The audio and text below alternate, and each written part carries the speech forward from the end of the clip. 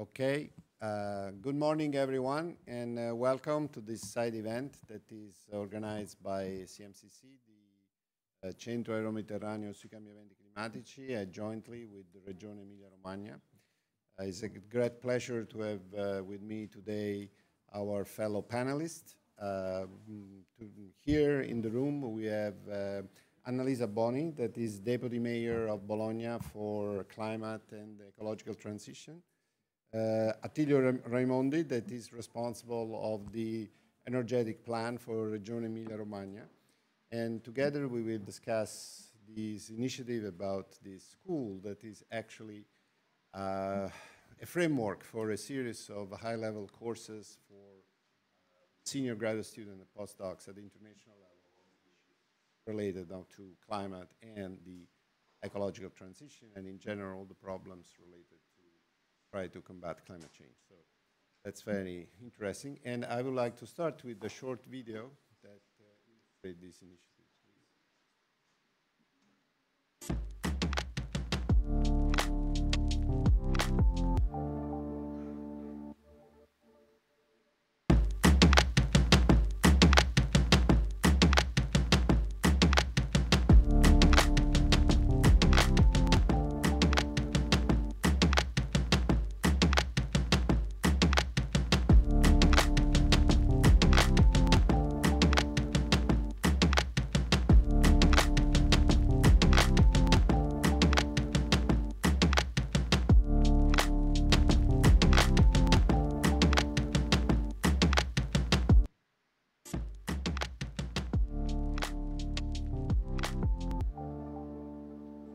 Thank you very much. This is the videos I like. They're really short and to the point, so I like them. And I'll give the floor now to Giulia Galluccio, that is directing the initiative of the course.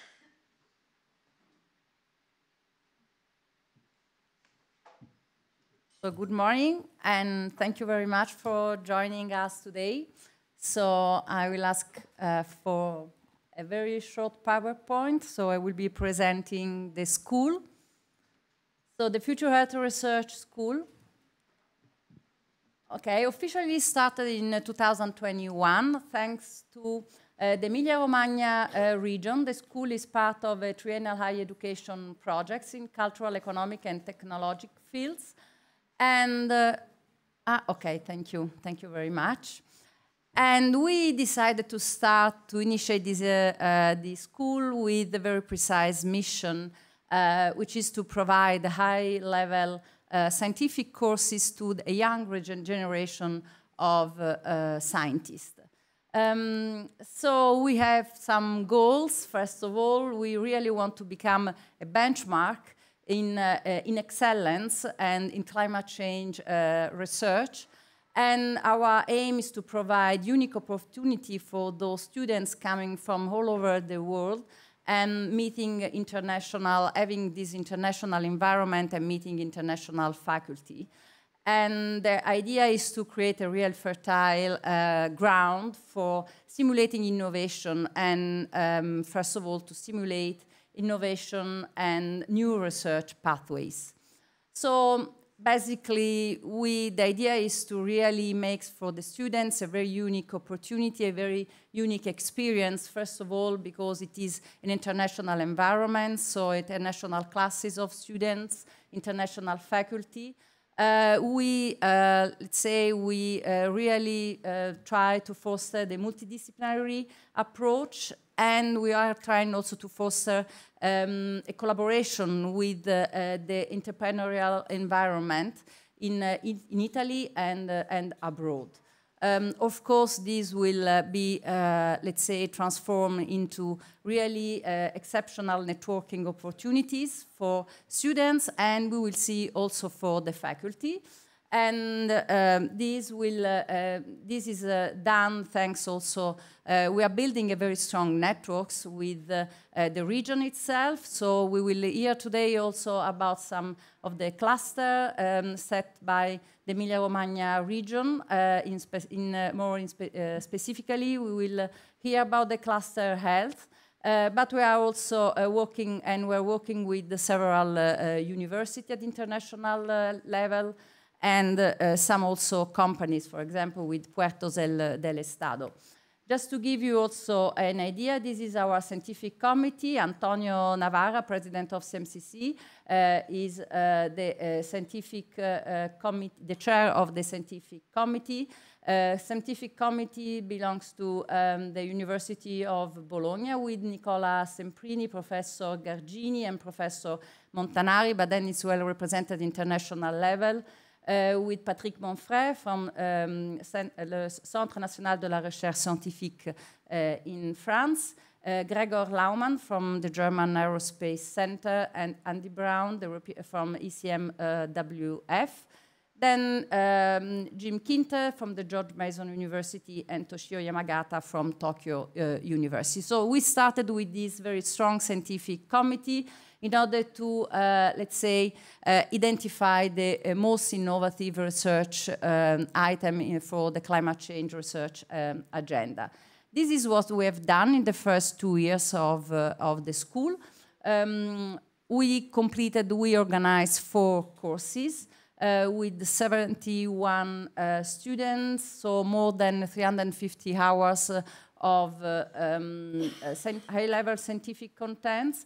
What is really interesting is having a look at the origins of our students. So basically, we have people coming from 24 countries. Okay, most of them are from Europe, of course, including UK. But then we have a nice share of 10% from American continent, 10% from MENA and Africa region, another 13% from East Asia. So we are quite proud from this diversity. Just to give you a little bit of flavor of the topics we covered, we started with water resources, land use, and forestry, the coordinator of the course. So every time we identify a scientific coordinator of the course. So the first one was, let's say, coordinated by Professor Montanari from the University of Bologna. The second course was really focusing on how to develop adaptation strategy, also in an entrepreneurial environment. So the course was on adaptation and sustainable management. The coordinator was Daniela Jacob from the German Climate Service Center, GERIX. And we had a beautiful course this year on data science and machine learning, coordinated by Professor Stefan Klus from the Heriot-Watt University. And last but not least, this summer, a course on sea level rise and coastal adaptation, coordinated by Begona Perez Gomez from Puertos del Estado. So this is what we are planning for 2024. Those are the, let's say, our new topics for next year: climate finance, climate and artificial intelligence, and climate law and climate litigation. So this is all for now, and I would like to leave again the floor to Antonio for, for... No, I can... Thank you. I can probably add a little bit more detail to the story that Giulia has narrated. The original motivation to start this initiative was to try to set up a reference point. What we wanted to do was not simply to organize, the typical summer school, but we wanted to organize a place where courses and summer school would be repeated at offer in such a way that it would become a sort of reference point, a learning point for everything that has to do with these topics. So that is the idea of having not simply a summer school, but a series of schools. And hopefully we would like to maintain these and even strengthen them. that's why we started with having a series. So we're going to have, the original plan was to have 2 per year, but next year we're probably going to have 3, and I think our goal will be achieved if we could give even more than that. So we really would like to create a learning center that then becomes a reference point at the global level for these topics. And also, I think these are extremely important issues, because these people that are coming to the summer school are at a very important moment of their career. Is the moment in which they are basically preparing for an independent career as a scientist. So it's a moment in which ideas are formed. Not everybody is aware of that, but most of the ideas on which people construct their scientific careers actually take shapes in this particular moment of their training. So it's extremely important that they can see other peers, they see other people, they create a network, they create connections, and so they create the kind of a collaborative international environment that's needed for research. So, and that's, of course, is also important for the development and innovation of the region, because this means that you are putting this level, this reference level, on the map in some sense. So that was the idea. I think we're getting there. We were very fortunate in a way. We found a wonderful location. Bertinoro is a great initiative, was launched by the University of Bologna and the city of Bertinoro. Bertinoro is a medieval castles on a hill, so it's provide a focused location in which, in other words, there is nothing else to do except going to the summer school. That is exactly what is needed in these cases, okay? But on the other hand, it's also a wonderful place. So you spend a week concentrating on your work, creating relations, creating, in a way, ideas.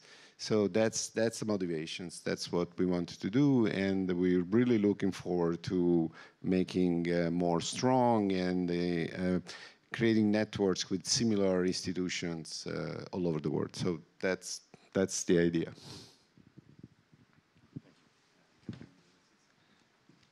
I mean here. Oh, okay. I have my notes. Okay. Welcome to all, ladies and gentlemen. I thank the organizer for the invitation, and I am honored to participate by bringing the contributes of Emilia Romagna region to this event, where we will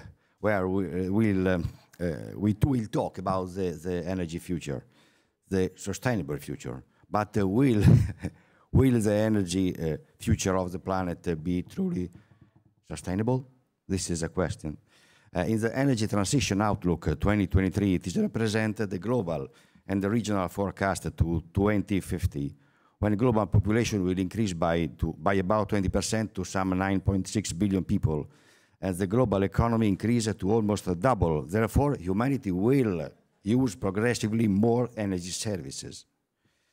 But we have to achieve a net zero energy system by 2050 to secure a 1.5 degrees Celsius warming future. Even the most likely forecast for our energy future translates into global warming of 2.2 degrees by the end of the century. Indeed, the energy transition has not truly started yesterday. They said in a clear way. This is also confirmed by the Global Tipping Points report launched during the work of COP28. So a faster transition is most definitively needed to meet the energy needs of the population in compliance with the Paris Agreement. But there are a lot of forces slowing down this transition, and they are tracked in the report. Insufficient attention to transition and the physical climate risks by state entities and policymakers. Global governance is currently inadequate to minimize tipping points threats. The lack of electric grids, the renewable supply chain capacity, the lengthy siting and permitting processes, and the lack of adequate workforce. And indeed, the energy sector needs high-skilled workers than most other industries. In its World Energy Employment Report 2023, The International Energy Agency highlighted that companies in the clean energy sector are starting to report shortage of sector-specific skilled workers, and especially workers with degrees in science, technology, mathematics, engineering, and so on. With the conferral of these degrees has been rising in some major countries like the United States, China, India. In the European Union, the share of university students graduating with these degrees has dropped over the last decades. So higher education does not capture the full skill needs of the energy industry, estimated around 30 million clean additional energy workers, on which the energy transition depends in the net zero energy scenario through 2030. In its report, International Energy Agency evaluates that the skilled labor shortages are emerging as one of the primary risks to energy transition. So to ensure that workers to meet the evolving jobs and skill needs, close coordination between governments, agencies, educational institutions, employees and their labor organization will be vital to achieve a just transition. Policy approaches adopted to tackle skill shortage vary across industries, regions, and countries. The European Union has recognized skilling as a prerequisite for a successful and just transition, identifying skills as one of the 4 pillars of the Green Deal Industrial Plan, and has provided financial and organizational support for some case industries like batteries, heat pump, winds, solar, and so on. And the European Commission in 2023 launched the European Year of Skills to address the skill shortages across the continent. Emilia Romagna Region has always recognized the importance of education and training. Moreover, the region is strongly committed to the energy transition, has made its own the growing European objectives on climate and energy, and signed the Pact for Works and the Climate with all social partners, sharing their launch and development project of the region aimed primarily at generating quality jobs and achieve the goals of 2030 Agenda for Sustainable Development. The pact recognizes that this is a priority to accelerate the ecological transition by setting the objective of achieving decarbonization before 2050 and moving to 100% renewable energy by 2035. It's a big challenge, you understand. If we consider that today in the region the contribution of renewable is equal to 15% of consumption, you understand well that we will have to significantly accelerate our path to reduce the consumption of fossil resources and decrease the contribution of renewables. A great commitment to developing research is therefore a priority. So with the smart specialization strategy, we identified objectives, priorities, action capable of maximizing the effects of investment in research and innovation. And the next 7 years, we have over 5 billion euros in public and private resources to invest in this ambitious path based on the regional ecosystem of research and innovation. This is the core of the strategy.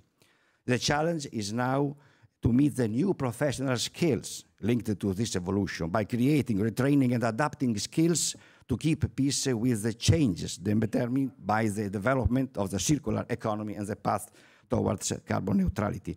In 2019, the Emilia Romagna launched some pilot project. This is one of your projects. And Giulia described well the aims of the project. I don't repeat this, but thanks to this experience, Emilia Romagna, through the resources of the European Social Fund Plus, has developed various initiatives.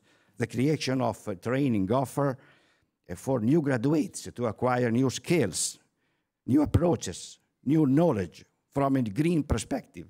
The region created a total of 34 editions of 10 advanced training courses aimed at 1,200 participants. A 2-year course of higher technical training on waste management, energy and environment, doctoral scholarship for the research of big data, and a more successful digital, ecological, and resilient European region. And carried out a survey of companies leading the ecological transition, from which the necessary professional, specialist and transversal figure emerged in a clear way. Since the ecological transition is a process that transversally involves all the economic and social system, it is clear that the necessary skills are many and are not just technological, but highly integrated and multidisciplinary. Added to this, the consequences of climate change have forced us to face new challenges that require adequate skill to mitigate its effect and prevent the risk of catastrophic events. I just want to give an example, the city. The city is a priority theme since at least 70–75% of the European population lives in it. Therefore, it is in the cities that those interventions capable of contributing to the achievement of carbon neutrality will have to be carried out. The contemporary city can be sustainable and smart. I prefer wise, not smart.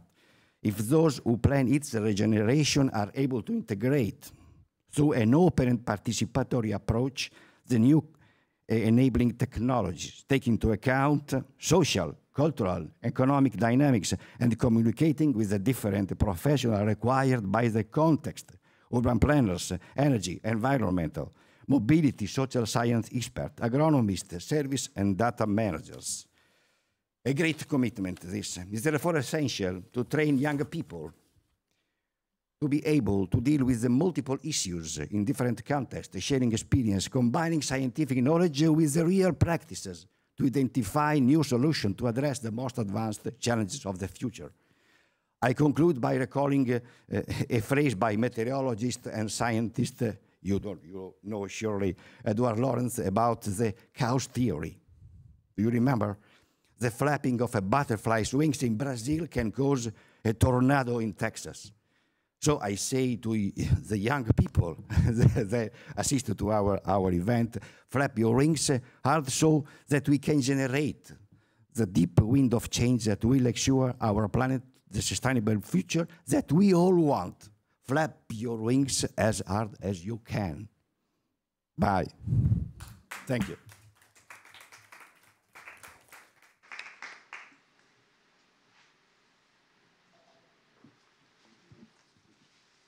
Thank you very much. And then I would like to leave the floor to Annalisa Boni from the Bologna municipality. Thank you very much. Very nice speech, everyone. This idea of flapping the wings is very, yeah, makes you think how important it is to give way to young people. And okay, well, thank you for inviting me. We have not taken part, we are not part officially to this project, but we totally support it. We totally agree with its principles, with its mission, because for the many reasons that you all covered in your different speeches. It's important to build knowledge and competence that is a bit different from your, let's say, business as usual, if I can use that in the scientific world as well, business as usual sort of knowledge.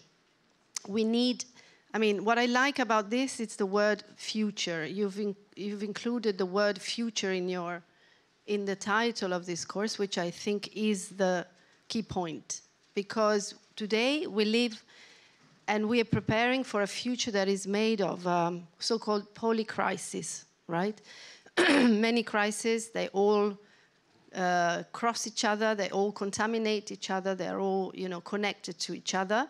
And for policymakers as ourselves, but I think also other levels, not only the local levels, so the regional and the national and the European and the global, it's not an easy, let's say, future.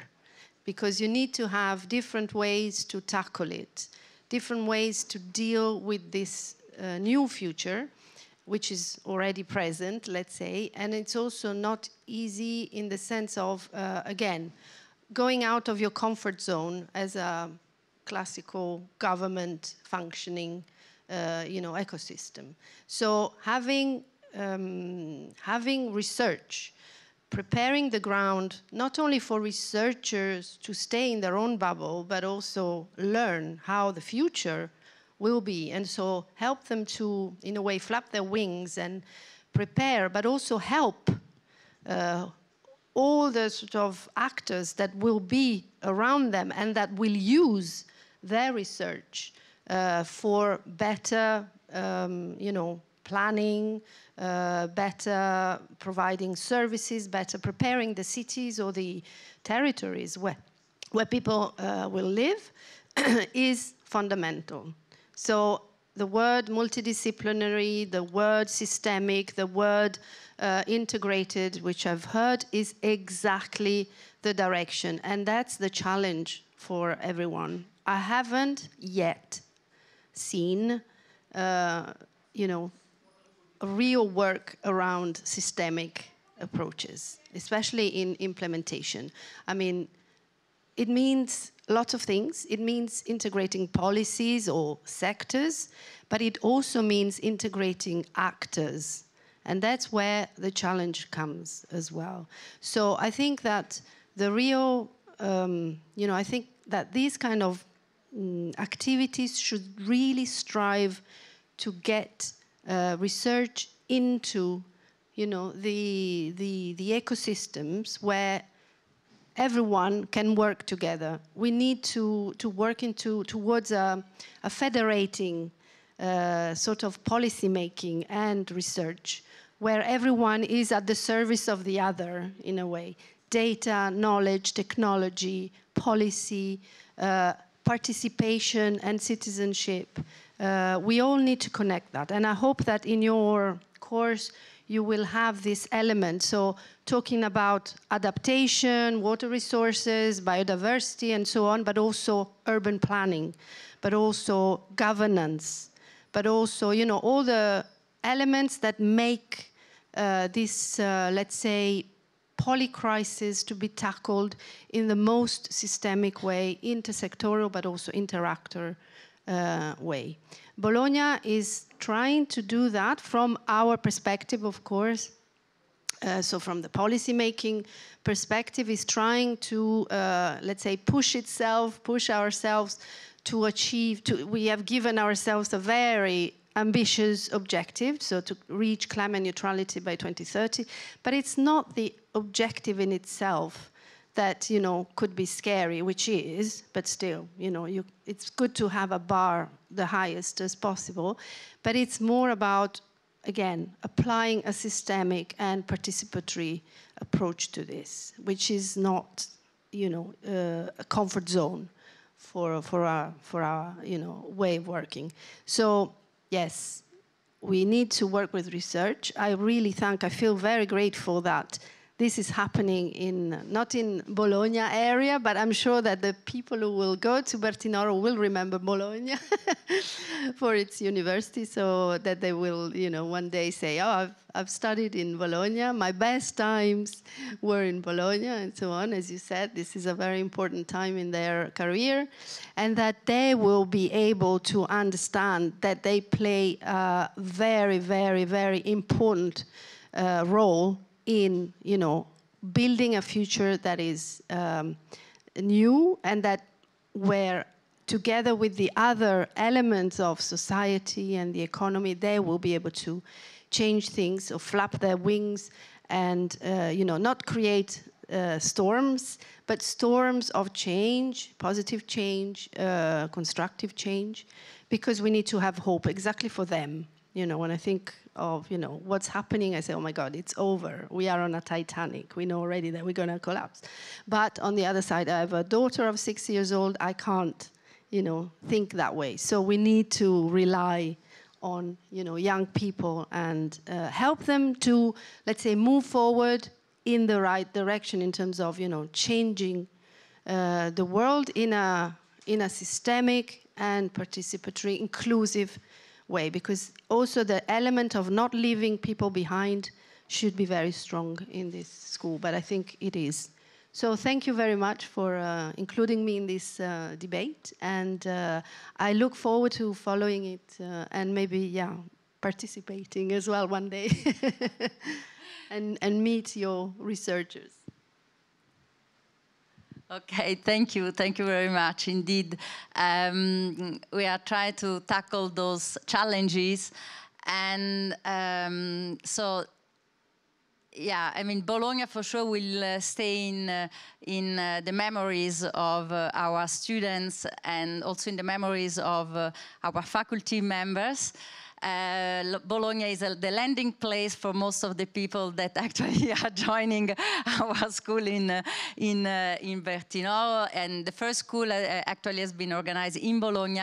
So I mean, it's really a great pleasure. I mean, and Bologna, it's a magic city for people around from all over the world. But now let's move on to explore some of the key aspects with some of our guests that are joining us online. And so I really would like to welcome the members of the faculty and the alumni. So thank you very much for being with us today. So thanks to them. So, okay, so we have 6 persons okay, online with us. So we will hear their testimonies and we will get an overview of some of the elements that actually are characterizing our schools, such as the systemic approach, the networking, the combination of practical activities. So please, could you please introduce yourselves and indicate which course you have attended? Maybe Giuliana, I see Giuliana, are you there? Yes. Giuliana, maybe you can start. Hi, everyone. My name is Giuliana Panieri, and I'm Italian, even if living in Tromsø, northern Norway, for 10 years, where I'm teaching as a professor at the Arctic University of Norway in Tromsø in a center of excellence, focusing on hydrocarbons, so methane mostly. And I have had the honor of teaching in one of the courses organized in Bologna. At that time was Alberto Montanari, professor at the university, coordinating the course. And it has been a fantastic experience for me as a teacher to participate in this kind of initiative, which I found extremely crucial, as it has been mentioned, for students. Thank you, Giuliana. And then just to have this first round of introduction, Francesca. Hello, good morning to everyone.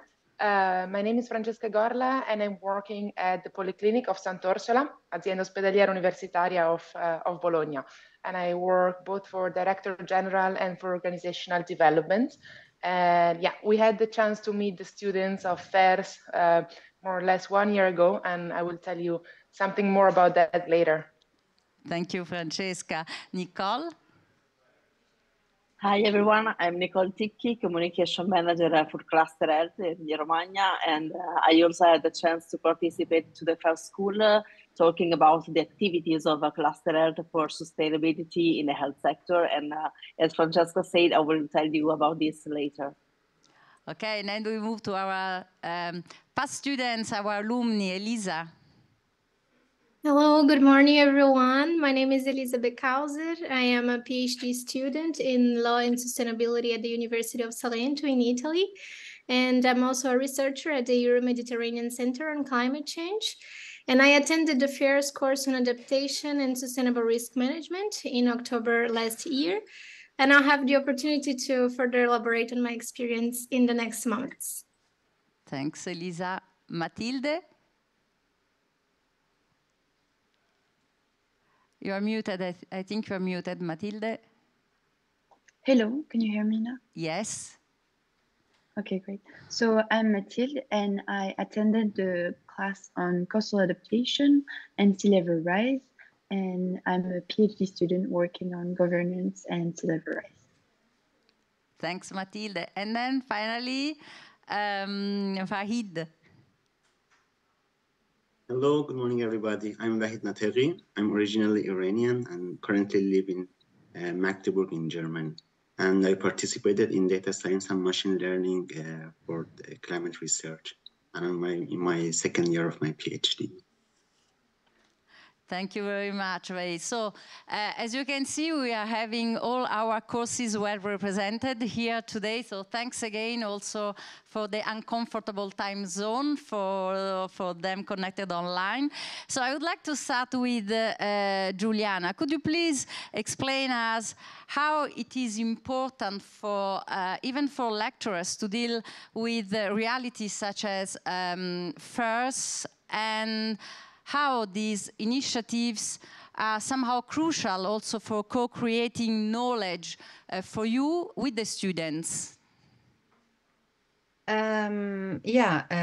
Thanks, Giulia Galluccio, for this question. Well, I had the honor of being a teacher during one of the FERS school, as I said, and engaging with this reality such this is very crucial, is very important, beneficial, as it has been mentioned by Navarra and Raimondi, for the students, but it is also very important for teachers, for educators. First of all, for own professional development. The educators who teach in international courses often meet diverse teaching methods, educational philosophies, and this exposure can lead to professional growth, of course. As a teacher, you need to adapt, you need to refine your pedagogical strategies to meet the need of diverse students. And when you are in a context like an international course, it's very challenging, but also very rewarding. And as I said, it helps to develop professionally.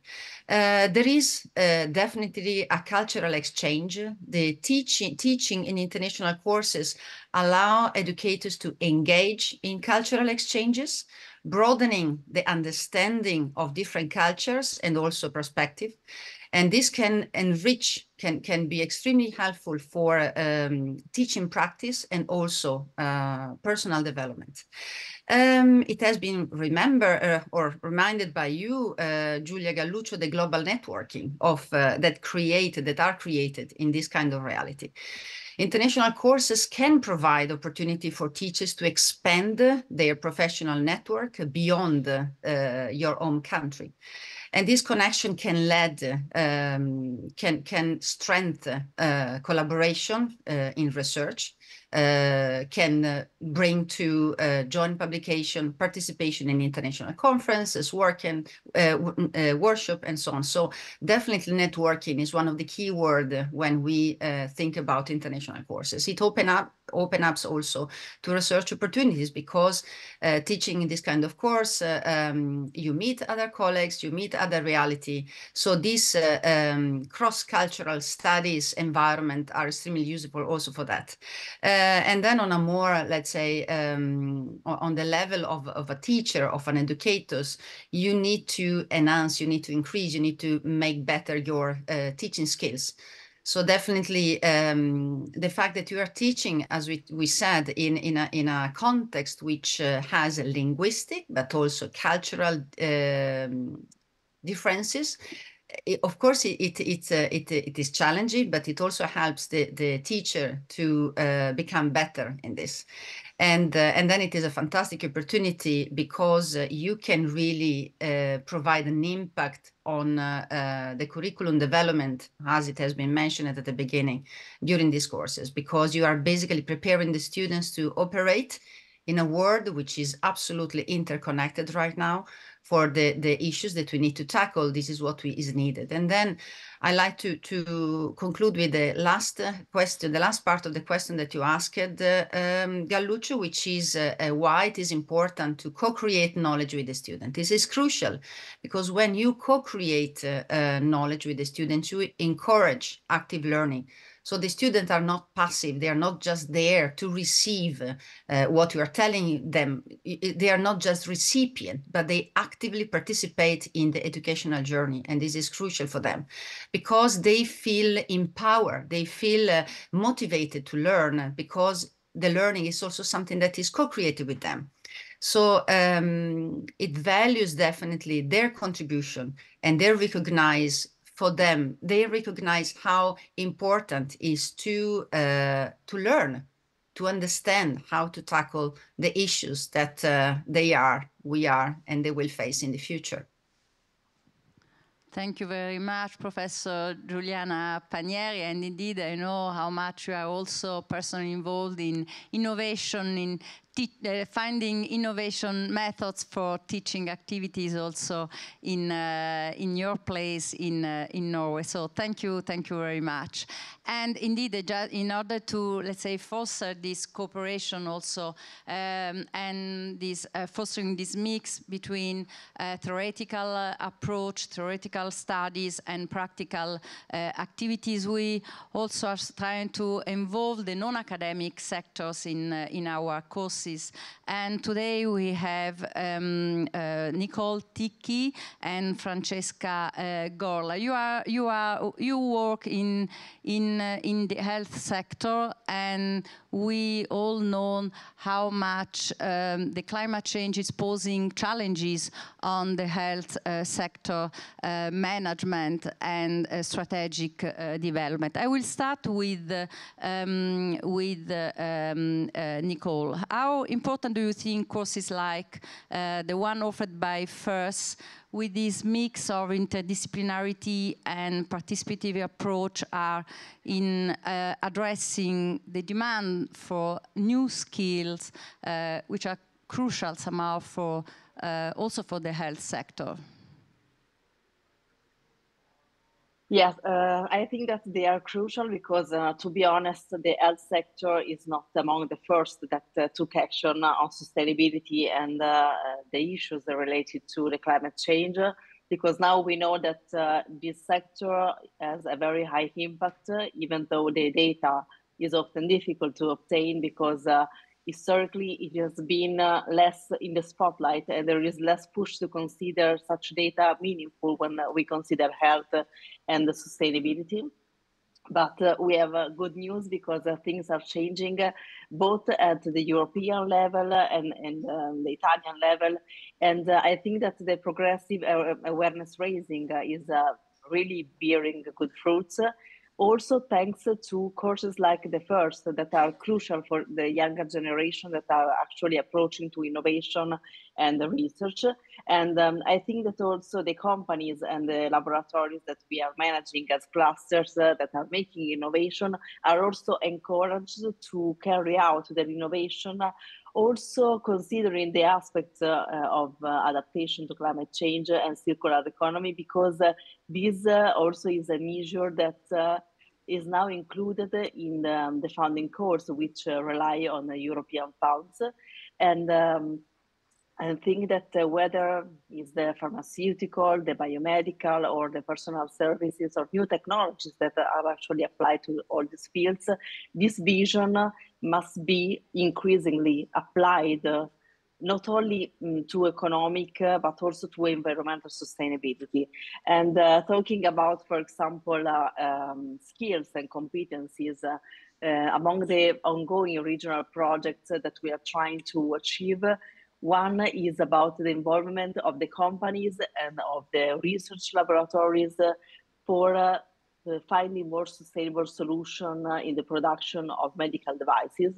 And this is something that is including both the academic field and the companies to start from the reduction of some types of plastic, for example, starting from the packaging level. This is not an easy challenge, and it requires a new vision, new competencies, and new skills, because especially in the health field, it is necessary to search for a better balance between a new sustainable solution, but also the safety and stability of the product. So there is a balance between the risk and the benefits that must always lead to a compromise that not endanger the patient. But now we know also that we have to to make this assessment more complex, because we have to ensure that there are no negative consequences also for an environment. So these assessments become more and more complex. And as a cluster health, we are also organizing different events, specifically aiming at discussing and suggesting good practices to be implemented in research laboratories that have the heart of the innovation, both at the academic and the company's level. But we are also working hard on the topic of technological and sustainable hospitals, like, for example, the Sant'Orsola, both for design and for energy, water, and waste management. And I think that in this process, courses like the FERS and the collaboration and participation in projects at the national and also European level is fundamental, because it allows the younger generation, but also the researchers, to observe the best practice, so what is done in other contexts, and also because the funding policy from the European level has a crucial role in directing the action of the companies that are actually making the real innovation. So I think that the skills now are crucial, but also the culture is crucial. So the first school had opportunities to maybe enlighten the people with some sort of a new culture of sustainability and also in adaptation to climate change. Thank you, Nicole, and thank you very much, because you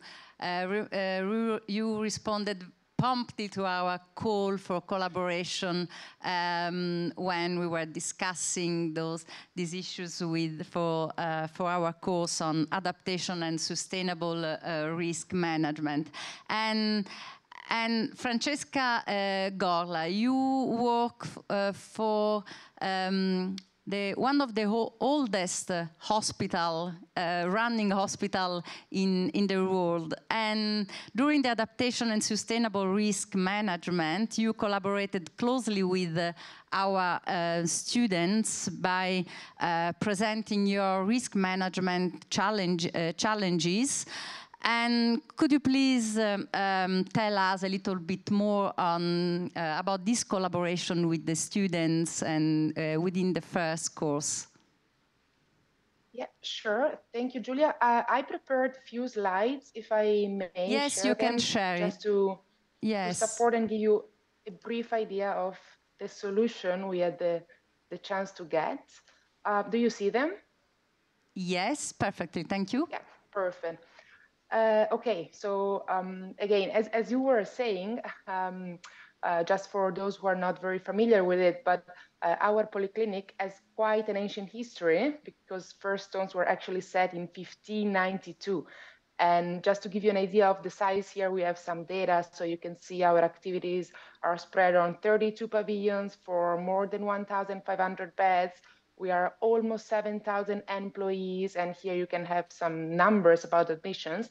And just to underline about how ancient and how big, how complex the facility is, which of course has an impact when coming to think about lines of actions when speaking about climate change and sustainability in general. So actually, when we had the chance to meet the FERS students, we were already somehow approaching this kind of processes and this kind of, like, the topic in general. So we already somehow drafted a master plan, which is our model for the development till the year 2035. But we also had some other projects, like the Hospital of Tomorrow project with WHO and some other activities that we are running throughout the entire hospital and our lines. And here you can see sort of a timeline. So we basically started approaching the topics 3 years ago, so right after the COVID-19 pandemic, that somehow taught to all of us to rethink our facilities and our processes. So we did start in October 2020 with the World Health Organization, so with a case study with WHO. And then we tried in October 2021 to include all sustainability processes as real organizational tools, so for us to have them in our organizational structure. And then we really believed it was important not only to have some internal processes, but also to include some external stakeholders. Here you can see we collaborated with Healthcare Without Harm as an international network. We did have the chance to meet some other healthcare facilities. And then in October 2022, we had the chance to join the course of the Future Earth Research School and meet the students, which was really an added value actually at that time for the process we were building. Why that? Because we had the chance to give them a challenge which was not an easy one, actually, quite a tough one, because we asked the students to define a strategic agenda for the polyclinic. So a strategic agenda for the years to come, which was including both short-term and long-term objectives, both to support the master plan I told you about, and to be ready, always more ready to face all the climate change effects. So that's the challenge we gave to the students. And here you can see some of the outputs we got. So the students basically, first of all, depending on the information we gave them, they started by giving us an overview on the main climate change hazards. And most important, they analyzed all the key risks and the way to assess them on our polyclinic. So depending on the facility, depending on the region, the area we are in. So that was a quite a deep analysis. And then they also, of course, analyzed the model. So they gave to us the system dynamics model. But more than that, they somehow suggested some adaptation measures that were quite important. So how to create measures against climate impacts and some strategies. So here you can see the output they gave to us. So for each kind of topic, for each kind of area, we got some strategies and lines of real actions in order to improve climate change adaptation. Why was that so important for us? Because from that moment, basically, we started drafting a key document for us. We're not there yet, but almost there. We started drafting a strategic plan. So a strategic plan for sustainability in general, climate change included. Here you can see some of the pillars we are focusing on. And so it was quite important for us to have an overview of all the context, and therefore somehow design the actions we were planning for the future. So we are drafting it, we are almost there, and we are trying to give, it's not a report, but it's more like a plan for the futures for the years to come. So when you ask me why, so what would we actually get and why was that so important? Going back to what Nicole was saying, it was not only helpful because somehow we did take a picture of our situation, but we did manage to include the students as external stakeholders and get both a culture, so both a new culture throughout the entire hospital, and actually new expertise, because of course we were internal and we know how the polyclinic works, but getting new perspectives and new impacts from the outside world was giving us new skills to deal with it. And yeah, so basically this is it. Yeah. Well, thank you very much, Francesca, for sharing with us your experience and the work that you have done with our students, and indeed one of those students are here with us today, Elisa. Good morning, Elisa. And you participated and you specifically work on the project mentioned by Francesca. Could you share also your perspective on this collaboration? For sure, Giulia. Thank you for the question. Well, the practical activity I carried out with a group of colleagues was exactly to provide this consultancy to a public hospital in Bologna. We basically work during 2 weeks on mapping the more relevant climate change hazards that could hit the hospital, the main vulnerable groups that would be at risk in this context, the key risks, and how to assess them. After doing so, we moved to carrying out a sort of a literature review to identify the successful existing adaptation measures against climate impacts, as well as the obstacles and the limits they had. And finally, our added value to this case study was providing additional strategies and measures to adequately improve climate change adaptation. And working with the hospital was indeed a great opportunity because before starting the consultancy, they shared their master plan with us that Francesca has just talked about. Basically, it was a document summarizing the key risks that they had already mapped and the measures they were adopting in this regard. This enabled us to personalize our suggestions according to their specific and current situation. Besides, during the work process, we could contact them in case of relevant doubts or achievements, what allowed us to develop a work that precisely matched their distinct necessities. So this open dialogue with the client we had in my case in specific is a high point that certainly helps the project perform well. Now, briefly talking about the specific results, our risk assessment consider events such as heat waves, droughts, wildfires, floodings. So we focus on events that have been hitting the zone of the hospital and will probably intensify in the future.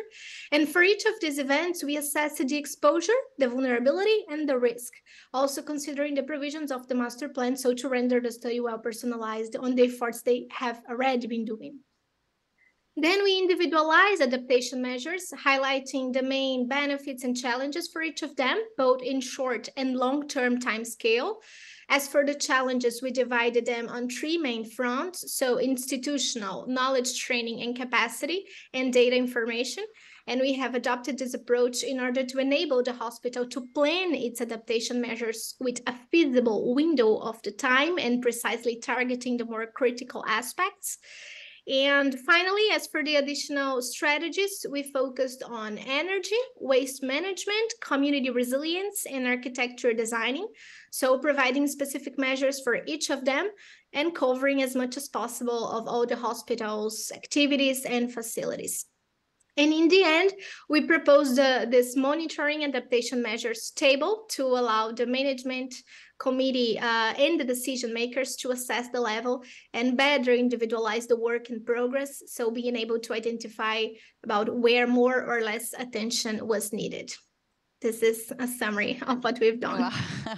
Thanks, Elisa. Indeed, you did a great consultancy for the hospital, so I'm very happy that actually the hospital is going back to the work you have done together for the further development of the strategic plan. But Elisa, so you are doing your PhD on international law, and how do you think those practical activities somehow contributed to your learning experience and also in a better maybe understanding of the subject? Okay, that's another great question. Well, in my opinion, organizing the course into theoretical and practical parts is an important point that allows us for more satisfactory absorption of the content and topics studies. Because, and I say so because in the morning we had, for example, theoretical classes. So we learned the concepts in a more abstract way, while during the afternoon we had to apply them to a real life situation. In our practical study, as the classes went by, we added new content to be covered in the consultancy to make it more complete so we could see the progress we were making. And besides, working both on theoretical and practical spheres allows you to reason out the problems and the ways to address them. It introduces you to the details involved in everyday situations. It makes you reflect on where the knowledge gaps are that still require further research, further improvement, and above all, providing consultancy for a practical case allows you to reason from the point of view of decision makers, be they public managers, public administrators, or even the private sector. So you can think from different points of view, considering all the interests at stake, the ability to adapt to situations, the obstacles you'll find, and so on and so forth. Ultimately, this participative approach of mixing theory and practice fosters the co-creation of knowledge and its more sedimented absorption. So I do believe that a fruitful dialogue can be built between theory and practice with this didactic, because in the end, one improves your way of reasoning about the other. Thank you. Thank you very much, Elisa. Thanks a lot. And now, Mathilde, Vahid, also from your point of view, how have the diverse disciplinary approaches of you as different young researchers and lecturers enriched your experience and your understanding of your research subject? Matilde, maybe first? Yes, thank you very much, Giulia, for this question. So I was on the class on coastal adaptation, and it's really a subject that can be achieved without an holistic understanding of what is a coastal socio-ecosystem. That is to say, understanding of the physics, of the modeling, of the biology, but also of psychology, economics, sociology, politics. So for me, it was very, very enriching to get to meet different students and teachers of very different disciplinary background. As I said before, I'm personally working on the governance and social aspects of sea level rise. Thus, it was for me super important to discover more about basic knowledge on what is sea level rise, and I understood the complexity of the science behind it, of the physics, the modelization, and also the complexity of the solution by meeting students and teachers that was also working on engineering aspects, which gave me also another different perspective on this subject. So I think for global issues, it's going to be very important to continue having this holistic perspective. Thanks a lot, Matilde. Indeed, you participated on the course on sea level rise, and it's a special, let's say, topic where the different disciplines really can act together in order to find solutions for this challenge. And Vahid, could you please also share your experience on that? Definitely. In my opinion, as much important as the solution of a problem is just the understanding of the problem itself. One of the advantages of this workshop with having this interdisciplinary people from different backgrounds was that while actually I was trying to explain my own problem to different people from different disciplines, I had to just come out of the narrow band of research I was doing to just explain the problem to people. And that just helped me to just give, to just have some perspective and just broaden my perspective and kind of think out of the box, because while I was talking with other people, people were just asking some questions to understand the problem, and those questions just helped me to understand the question better and better. And from the solution point of view, also, while I was just talking with different people from different sectors, we found that we are kind of somehow working on different problems, but with the same tools and techniques. And sometimes based on the different requirements we have for our problems, we are just using different methods. And somehow, since we are just narrowed down to a specific problem, we just lose all the techniques that actually use in other sectors. So that was also helpful for me, because I just got to know different methods that actually can be used in my research problem that I haven't seen before that. Thank you, Vahid. And you were part of the course on data science and machine learning we had this year in June.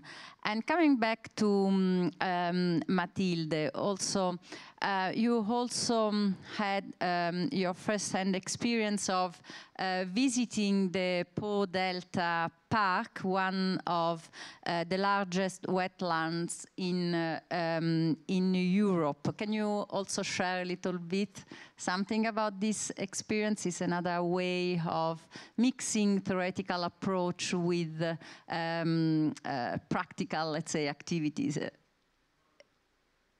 Yes, of course. So in the middle of the 2 weeks, we had the great opportunity to visit the Po Delta Park, which was absolutely beautiful, but also really helped us to concretely understand the complexity of the socio-ecosystem of a coastal environment, notably through an ecological point of view.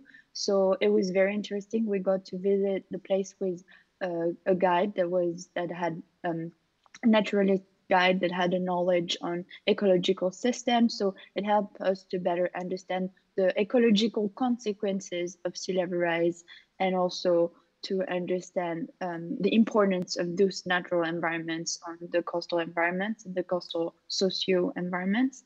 And I really loved to have a view on a concrete case, also because we were there with decision makers of the region, which also was very interesting to have this synergy. Oh, thanks a lot. Thanks a lot, Mathilde.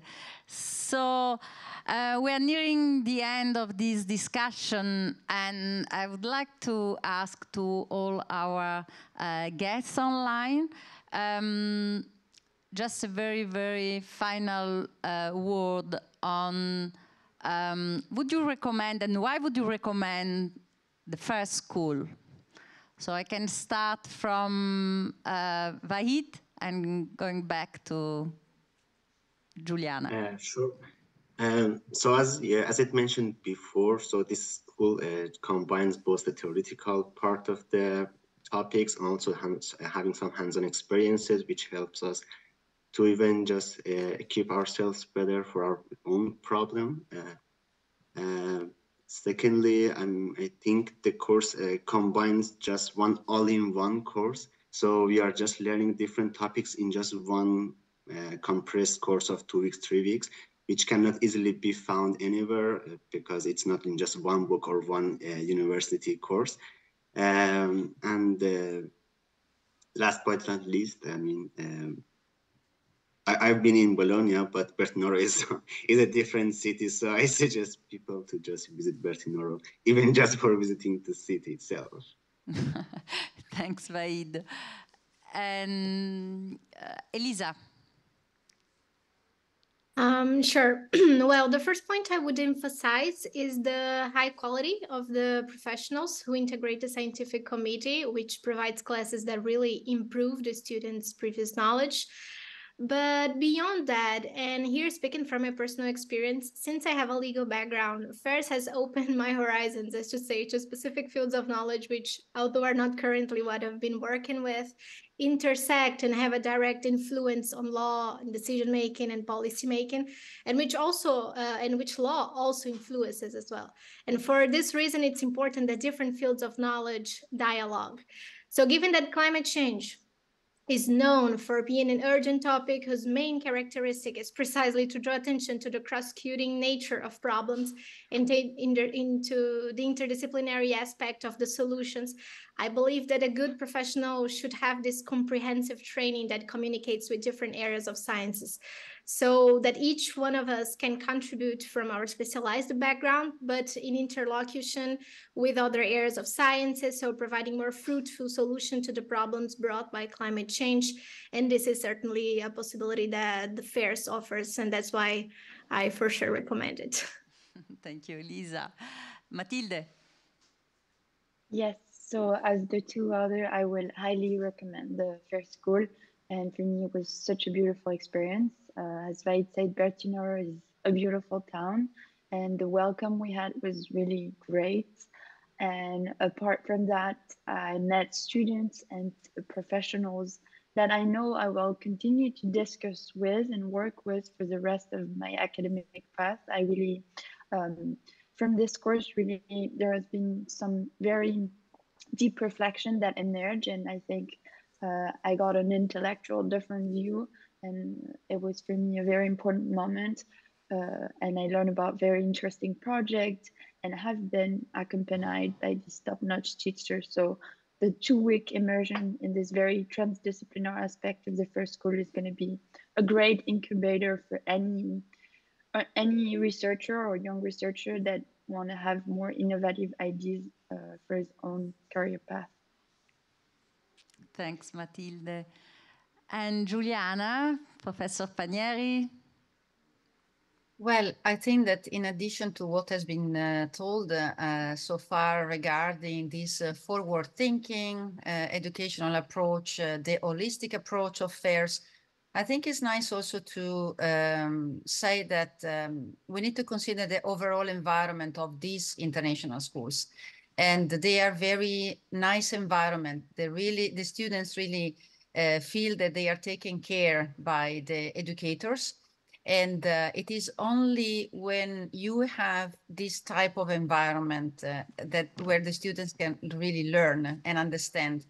And so I would definitely suggest and strongly suggest students to participate in this kind of initiative, not only for the, or in addition to the educational part, so the academics, but also for the environment, which is that very often it is created in this school. And they build up their own the network that will be used for them, by them in their future career. Yes, indeed. Thank you very much, Giuliana. And Nicole first, and then Francesca. What about you? Well, if I were a student, I would attend the school myself. So I think that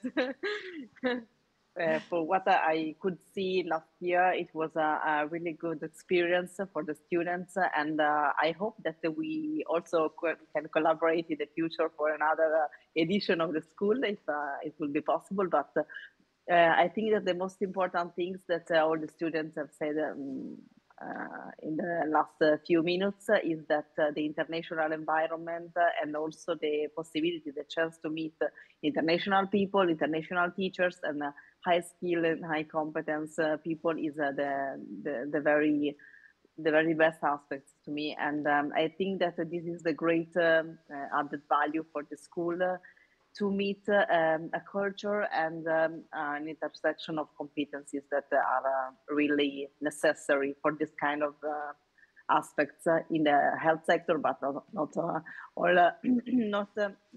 only in the health sector, also for other kind of competencies.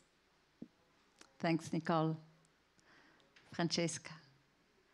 Being the last one is never easy, but okay, so from the hospital point of view, I would say that I would recommend hospitals and any other company to collaborate with FERS, because we actually had the chance to get a tangible output that it was what we were looking for. So not only theoretical inputs, but someone with some kind of expertise, high level of expertise, coming to give us a new perspective. So that's something I would really recommend to companies or hospitals.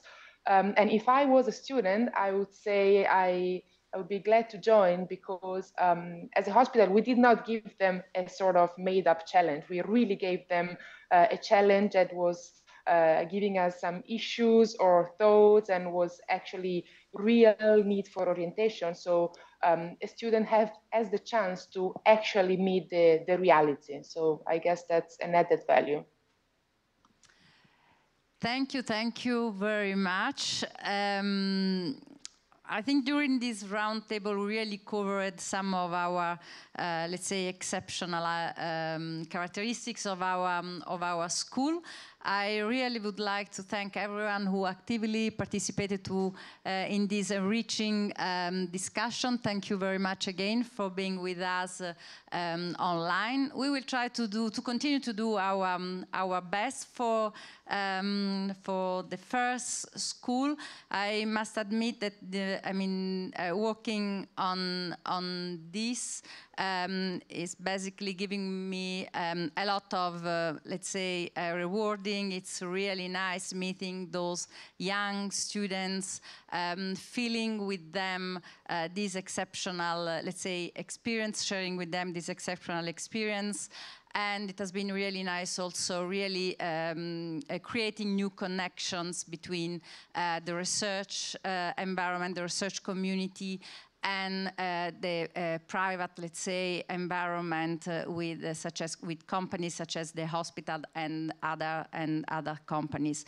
So, but now I would like to leave, the floor to Antonio Navarra. Actually, the first school was your idea. I just, let's say, contributed to put in practice and to implement this school in the last 2 years. But just your final words on this.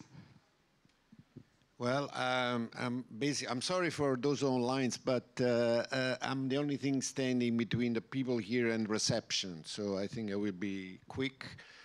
Just one word. I think that, we all as educators and teachers, we're facing, I think, a very important issue. Our students are experimenting the 21st century, but not in schools.